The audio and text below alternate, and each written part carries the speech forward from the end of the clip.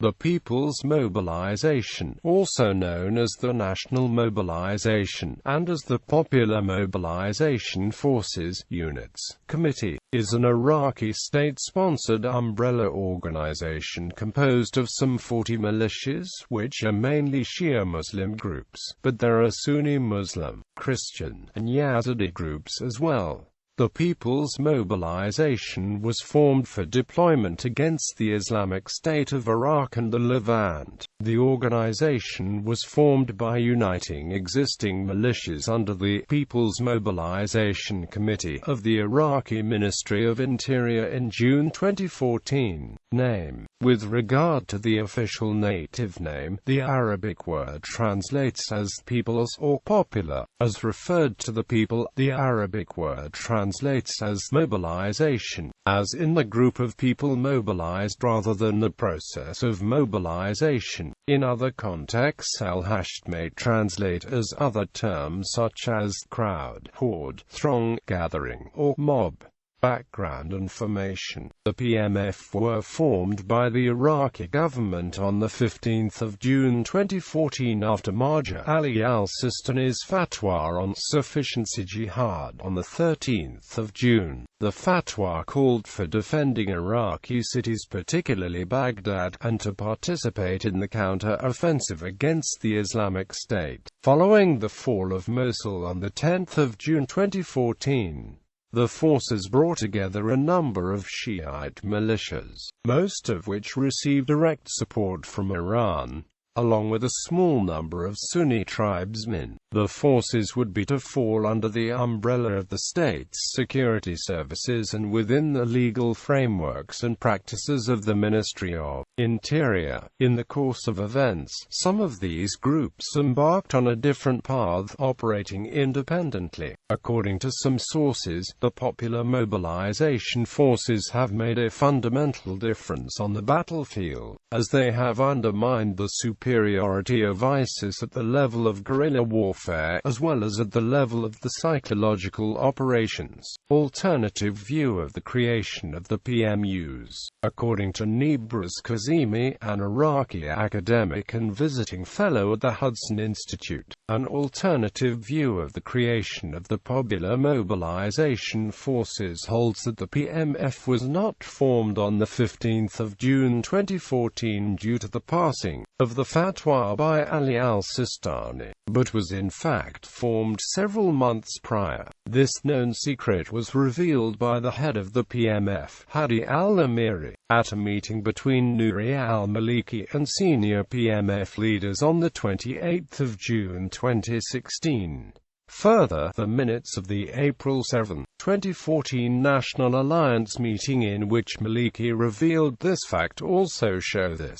This reading of history proves the Iraqi government was knowledgeable about the state of the Iraqi army prior to its collapse during the northern Iraq offensive in which Mosul was taken by the Islamic State. It also proved that the weaknesses of the Iraqi army were known to the Obama administration. By April 2014, there were already 40 U.S. military officers embedded at various ISF command centers as liaisons attached to the U.S. Embassy in Baghdad. When President Obama announced his intention to send more U.S. advisors to Iraq in August 2014, he carefully couched his words so as to suggest that the effort was a continuation of an existing program that was already underway. By mid-April 2014, Qasem Soleimani's efforts to create a new auxiliary force was already entering the branding phase. Initially, the proto-PMUs were supposed to be called Sarir al-Difa al-Sha'abi. Their logo was supposed to be similar to that of Lebanon's Hezbollah. There may be some evidence that the U.S. government had an early relationship with at least one PMU that was close to Soleimani, an organization that was cultivated and propped up by his adjunct Abu Mahdi al-Mohandes. The PMU's Jand al-Imam, the Wall Street Journal, once described it as US-backed. Part of the minutes of the April 7, 2014 National Alliance meeting record Maliki as saying, "There is a real and clear security danger that threatens the country, and I have told you more than a year ago that the situation is dangerous." Quote, "Our army cannot be counted on since it is a combination of Sunnis and Shias and Kurds. Some Sunnis are unconvinced, while some Shias are there for the salary, and it is an army that has not waged such battles before, and its armaments are basic compared to that of Islamic State. We have sought these days to rely on Sons of Iraq, groups of the Mujahedin, and we have formed 20 groups in the environs of Baghdad so far, and we are continuing to do so in Hilla and Balad and Dujail by forming such groups because they are better than the army and can fight guerrilla wars, and we shall form also in Karbala." In the April 7, 2014 meeting, Maliki claims that the Americans lied about their armament commitments. A letter addressed to Maliki, dated April 15, 2014, from the overseer of the U.S. weapons delivery program to Iraq seems to be a direct response to Maliki's claim. It began with, "We have provided you with all that you have asked for." Quote, "The significance of this letter is in the clarity that was available to the U.S. administration as to the actual conditions on the ground in Iraq at the time." President Obama had made the JV analogy to David Remnick a few months earlier. Clearly, there was far more direct engagement by the U.S. in Iraq, and the consequent ability to judge the potential for a wider conflict should have been better than the public statements of the Obama administration would indicate. This shows that the Iraqi government under Maliki, and by extension the U.S., was aware of the weaknesses in the Iraqi army, including the fact that many Sunnis had sympathy with the Islamic State, and that many Shia were only there for money. Thus the prevailing narrative that the Iraqi government and the international community were shocked, surprised and unprepared for the events of 2014 and the rise of the Islamic State in Iraq is flawed. Philip Smith, a researcher at the University of Maryland and adjunct fellow at the Washington Institute, concurs with this theory. Writing on June 9, 2014, he notes, "Starting in late April 2014, Kataib Hezbollah, one of Iraq's premier special groups which had battled coalition forces during the Iraq War and is presently deploying forces in Syria, announced a new recruitment program and deployment of forces under the moniker of Sarair al-Dafa al-Shabi. Composition and organization. While there are no official data about the strength of the Popular Mobilization forces, there are some estimates, differing significantly, around Tikrit believed to be about 20,000 engaged militiamen, while the total ranges are from 2 million, 5 million to 300,000, 450,000 Iraqi armed forces, including about 40,000 Sunni fighters, a figure evolving from early 2015 which counted 1,000 to 3,000 Sunni fighters. By early March 2015 the Popular Mobilization Forces appears to be strengthening its foothold in the Yazidis' town of Shingal by recruiting and paying local people. The Popular Mobilization Forces consist of both new volunteers and pre-existing militias, which have been grouped within the umbrella organization formerly under the control of the Ministry of Interior Popular Mobilization Units Directorate. Among these militias there are the peace companies, formerly known as the Mahdi Army, Kataib Hezbollah, Kataib Saeed al-Shuhada, Kataib al-Imam Ali, Asaib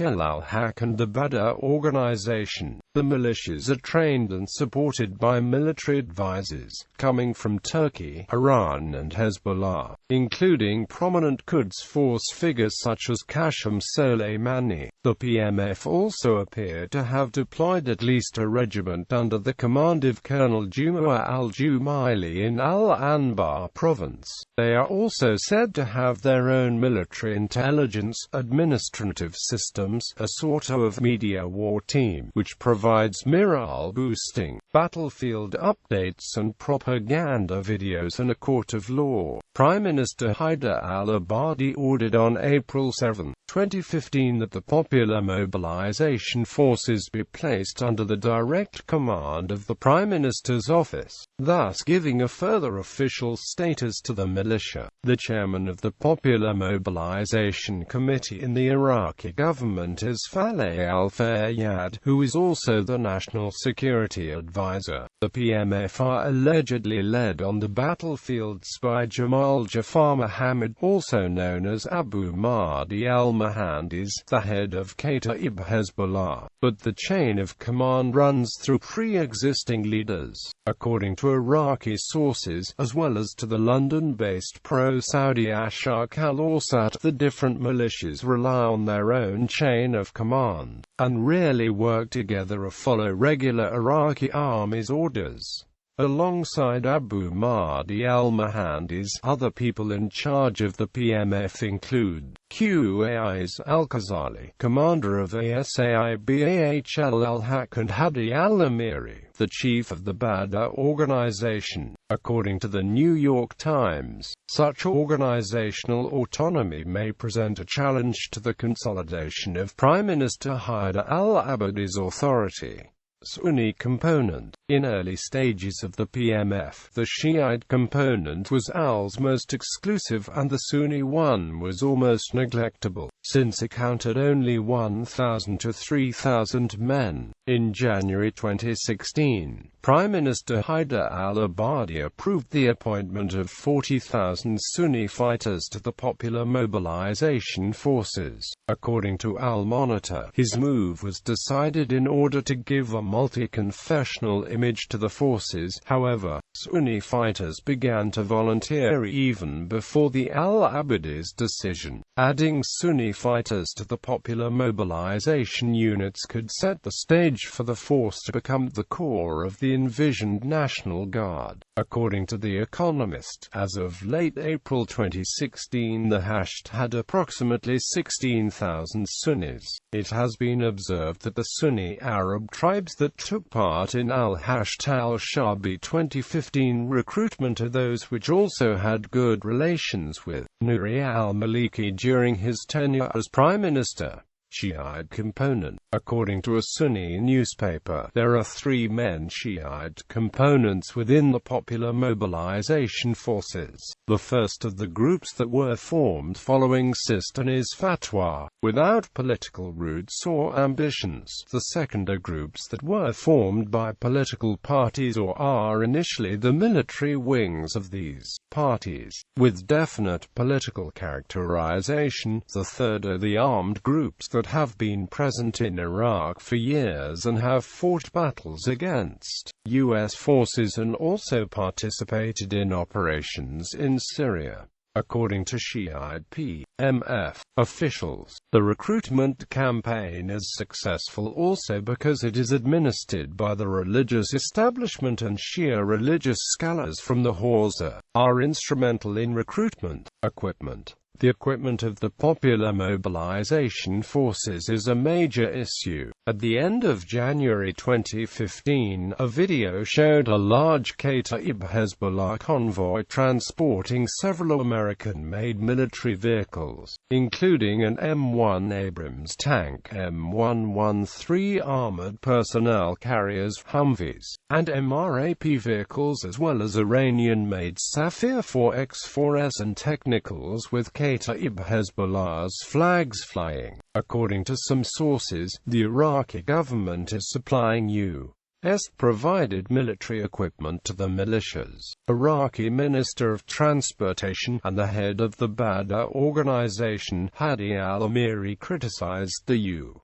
for the lack of providing arms. On the other hand, U.S. officials argue that the operators of heavy weapons allegedly taken over by Kataib Hezbollah were regular Iraqi soldiers who raised the Hezbollah flag merely in solidarity with the militant group, while the same source acknowledged that it is generally difficult to monitor U.S.-made weapons, alongside U.S.-made military equipment handed over to or fallen into the hands of Popular Mobilization forces. Iran is a major supplier. According to some sources, in 2014 Tehran sold Baghdad nearly $10 billion worth of weapons and hardware. Furthermore, there is a daily supply of Iranian weapons, including Iranian-made 106mm anti-tank guns as well as 120mm, 82mm and 60mm mortars. In May 2015, the United States started delivering about $1.6 billion worth of military equipment under the supervision of the government of Iraq. According to some sources, the major beneficiaries of the weapons deliveries are to be the Popular Mobilization forces. Major engagements. The Popular Mobilization forces have been involved in several battles of the military intervention against the Islamic State of Iraq and the Levant since their founding, the most important being the Second Battle of Tikrit. After the end of the Battle of Tikrit, the complex of occupation forces handed over security issues to local police and security forces. On Monday, April 6, 2015, Iraqi Prime Minister Haider al-Abadi said that, while being heavily involved in the conquest of Tikrit, the Popular Mobilization forces will not join the planned Mosul conquest. This statement was reversed in March 2016, when al-Abadi reportedly rejected calls by Nineveh's provincial council to prohibit Popular Mobilization forces from taking part in retaking Mosul. Shiite volunteers reportedly entered in Anbar province on very first days of May 2015, among heavy protests of Sunni personalities, with limited operations continuing in 2016.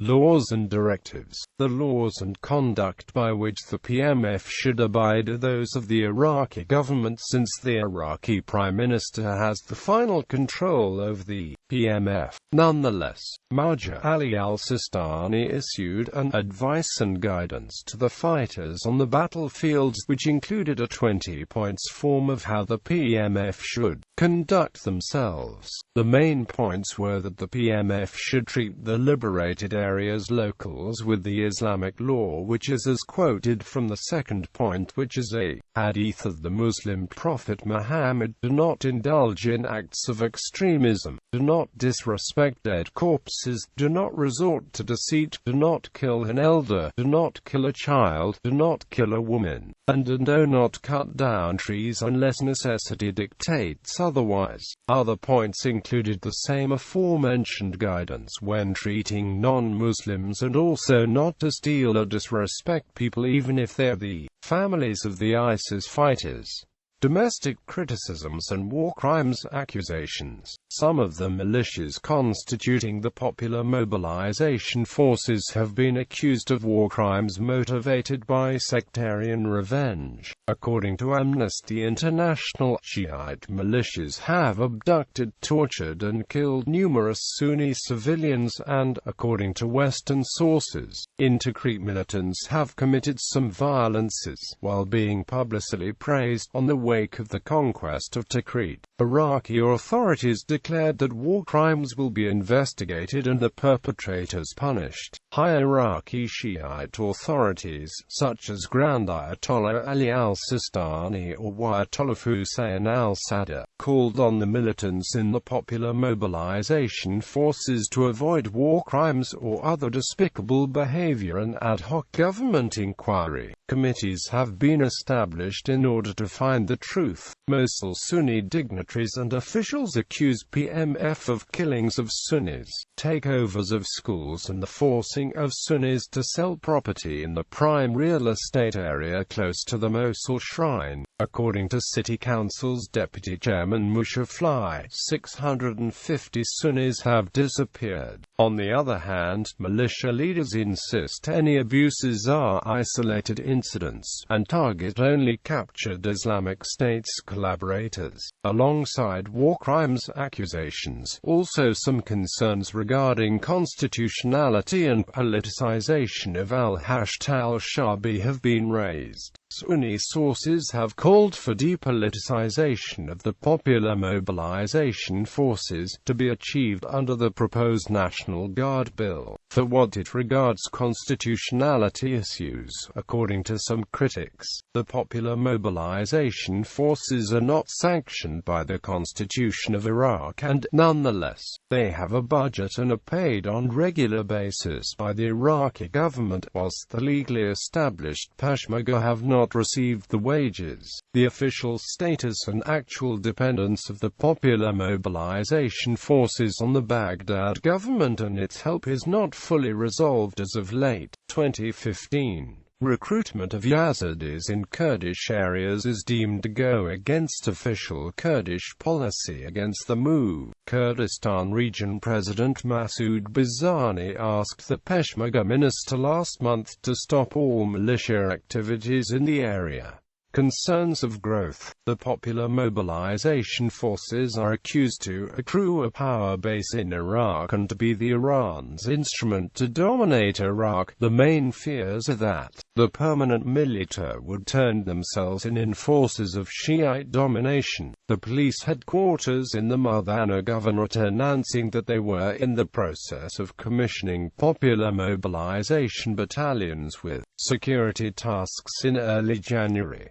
These tasks include protecting public and private establishments in open desert areas, among others. Other reports indicate that Popular Mobilization is securing border outlets and controlling security in liberated cities. According to General Ali Omran, commander of the Army's 5th Infantry Division, PMF militias are too entrenched in politics and at risk to come at blows with the armed forces. In February 2016, militiamen refused orders to vacate a building in a military base north of Baghdad, according to interviewed government officials and militia leaders, due to the fear of another Sunni minority rule over the Iraqi Shia majority. Militias forming the Popular Mobilization Forces want to remain a permanent, independent armed force. Hamd al-Jazairi, head of the Al-Khorasani Brigade's militia, stated that the model is the Islamic Revolution Guards Corps.